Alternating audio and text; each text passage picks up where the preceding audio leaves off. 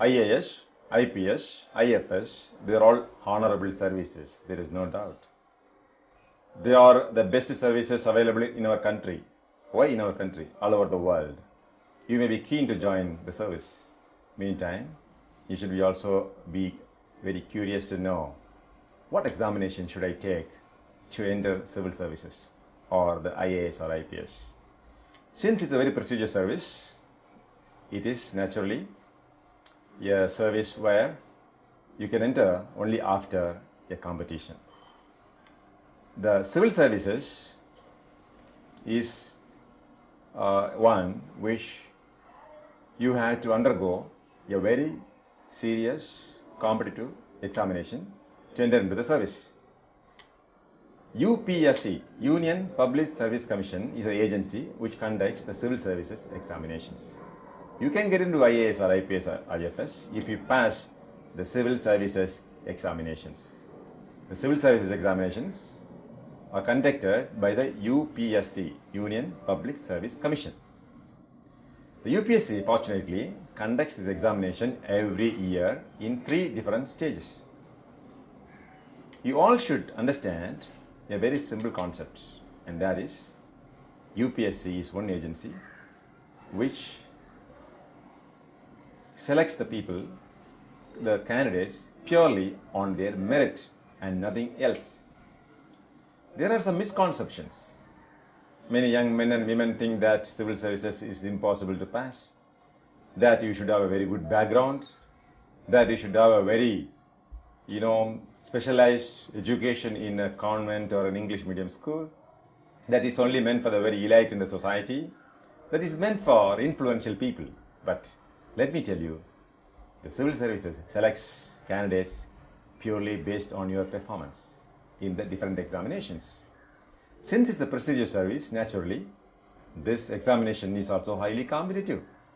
Civil service examination is as competitive as the CAT, Common Admission Test, or it is something like the IIT JEE Joint Entrance Examination or AIEEE.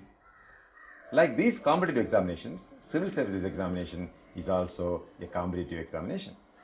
It's not a common examination like the state plus 2 or the 10th examination. That's a common examination. Anybody can pass, anybody can score high marks, anybody can send them. But since it's a competitive examination, out of 2 lakh students, sometimes it could be even 3 lakh students every year, hardly 500 to 600 candidates are selected into IAS, IFS, IPS, and a host of other services.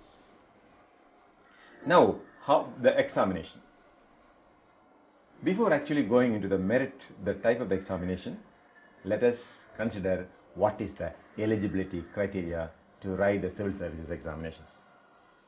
To appear for the civil services examination, you must be a citizen of this country.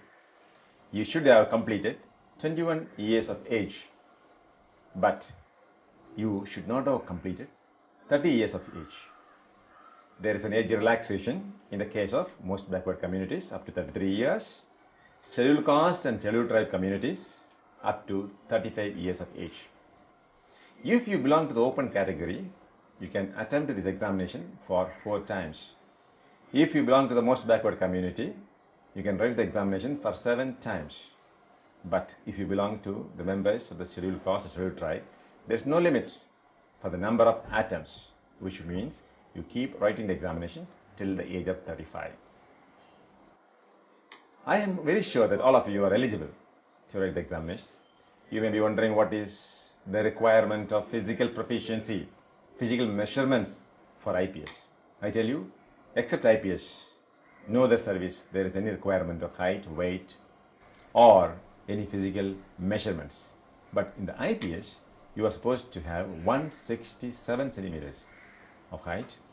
And for the members of the other community, the members of the scheduled caste, scheduled tribe communities, there's a relaxation of the height up to 165 centimeters.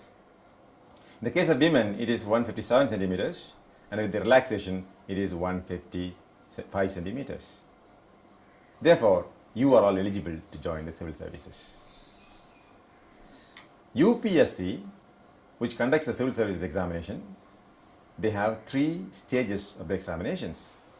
The first stage is the preliminary stage, preliminary examination, which you must know it thoroughly, because once you pass the preliminary examination, you yourself will understand more about the main examinations and the interview which will follow the main examinations. Therefore, I will talk to you only about the preliminary examination in detail now. Preliminary examination will be conducted every year during the month of April or May. The preliminary examinations will be purely an objective examination. You should be very happy to know that it's not a subjective exam type examination, it's an objective type examination. There will be two papers in the preliminary examination.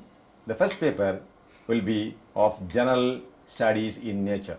All the questions will be from the general studies. UPSC does not say it as general knowledge. General knowledge is different from general studies. General studies, you are supposed to understand, analyze the concepts, draw inferences. In general studies, you should also be capable of calculations, arithmetical abilities, space abilities, logical reasoning. That is why this paper is not called general knowledge test, it's a general studies test. There will be 150 questions, each question carrying 1 mark. 150 marks will be awarded for this paper on general studies. This is the first paper, you can say. The second paper is an optional paper. Any one of the optionals which the civil services gives, like sociology, psychology, history, agriculture, animal husbandry, medicine, public administration, political science, commerce, physics, chemistry, botany, zoology, subjects of this nature. You should select one of these subjects and answer the questions. There will be 120 questions. Each question carries 2.5 marks, totally 300 marks. Therefore, 300 marks for the optional subject, optional paper, 150 marks for the general studies paper, totally 450 marks. Each question, if it is written well, you will get the full mark. If the answer is wrong, for every question there will be 4 choices. As you know, objective type questions, there will be a question, there will be 4 choice questions. You have to choose one of the choices. If you have chosen the correct choice, you will get the full mark, 1 mark or 2.5 marks, depending upon the question. But you gave a wrong answer, 1/3 of the value of the mark, 1/3 of the mark of each question will be reduced. That is, negative marking system is followed in the civil services examinations. If you carefully analyze the question, you give the correct answer, take full questions, and in more probability you will pass the preliminary examinations. Of the about 3 lakh students who write the examinations in the preliminary stage, about 10,000 will be selected for the main examination. The purpose of this preliminary examination is only qualifying. It is only screening test, so that a proper number of 10,000 candidates are selected all over India to write the real examination called the main examination. Wish you all the best to take up the civil services and to pass the preliminary test, preliminary examination. We'll see again.